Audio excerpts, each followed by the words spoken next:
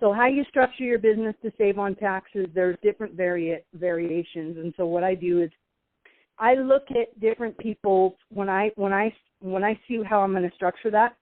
I go in and I look at different pieces of information. I look at what they currently have as companies that are currently set up. I look at profit and loss statements. I look at balance sheets. I look at a general ledger sometimes. And then I also look at their tax returns for the companies they already have. And I look at their personal income tax returns, and I decide which company structure is going to be best for them to save the most on taxes legally.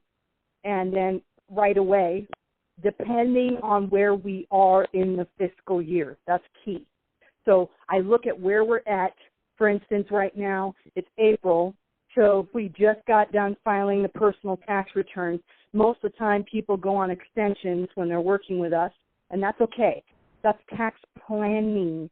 So we look at that from that standpoint, and I go, okay, we should put this type of company in place, or we should have even more than one, or we should just stick with one right now. And then we look at that. I look at that from that standpoint. And again, my goal is to have the tax savings that we're acquiring pay for the cost of the companies that are getting set up.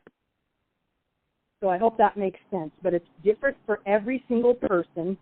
But again, my goal is to make sure that the cost of the companies that are getting set up is paid for by the tax savings that's being put in place. Mm-hmm.